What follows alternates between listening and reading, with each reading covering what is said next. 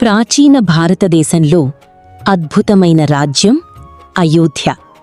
ధర్మం, న్యాయం పరిపాలించిన పవిత్ర స్థలం. ఆ రాజ్యాన్ని పరిపాలించిన రాజు దశరథుడు, ప్రజల ప్రేమను గెలుచుకున్న మహారాజు. అయితే ఒక బాధ అతని హృదయాన్ని వెంటాడుతోంది. అతనికి సంతానం లేదు. సంతానం కోసం దశరథుడు పుత్రకామేష్టి యాగం నిర్వహించాడు. దేవతల అనుగ్రహంతో అతనికి సంతానం కలగబోతోంది. అలా శ్రీరాముడు జన్మించాడు, ధర్మానికి ప్రతీకగా. విశ్వామిత్ర మహర్షి వద్ద రాముడు శిక్షణ పొందాడు. తాటక అనే రాక్షసిని రాముడు సంహరించాడు. సీత స్వయంవరంలో శివుడి ధనుస్సును విరిచాడు రాముడు. అలా సీతారాముల వివాహం ఘనంగా జరిగింది. కైకేయీదేవి తనకు దశరథుడు ఇచ్చిన వరాలను గుర్తుచేసుకుంది. రాముడిని వనవాసానికి పంపించి తన కుమారుడు భరతుడిని రాజుగా చెయ్యమని కోరింది. దశరథుడు తీవ్ర విషాదంలో మునిగిపోయాడు. కాని మాట తప్పలేకపోయాడు. రాముడు ధర్మాన్ని పాటిస్తూ వనవాసాన్ని ఆనందంగా స్వీకరించాడు. సీత మరియు లక్ష్మణుడు కూడా రాముడితో కలిసి అడవికి వెళ్లాలని నిర్ణయించుకున్నారు. అయోధ్య ప్రజలు కన్నీళ్లు పెట్టుకుంటూ రాముడిని వీడ్కోలు పలికారు. అడవిలో వారు సాదాసీదా జీవితం ప్రారంభించారు. ఒకరోజు శూర్పణఖ అనే రాక్షసి రాముణ్ణి చూసింది. ఆమె అహంకారానికి శిక్షగా లక్ష్మణుడు ఆమె ముక్కు కోశాడు. ఈ విషయం తెలుసుకున్న రావణుడు కోపంతో ఉగ్రరూపం దాల్చాడు. ఒకరోజు బంగారు జింకను చూసి సీత ఆశ్చర్యపోయింది. ఆ జింకను పట్టుకోవడానికి రాముడు అడవిలోకి వెళ్లాడు. సీత మాట విని లక్ష్మణుడు కూడా రాముడి కోసం వెళ్లాడు.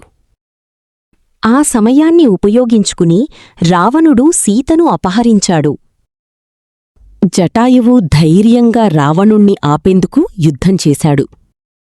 వాలి మరియు సుగ్రీవుడి మధ్య భీకర యుద్ధం జరిగింది.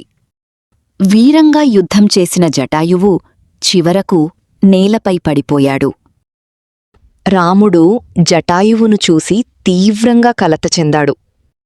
సీతను రావణుడు తీసుకెళ్లాడని జటాయువు తన చివరి శ్వాసలో తెలిపాడు. సీత కోసం రాముడు మరియు లక్ష్మణుడు అన్వేషణ ప్రారంభించారు. శబరి అనే భక్తురాలు రాముడిని భక్తితో ఆతిథ్యమిచ్చింది. సుగ్రీవుడు మరియు హనుమంతుడు రాముడిని చూశారు.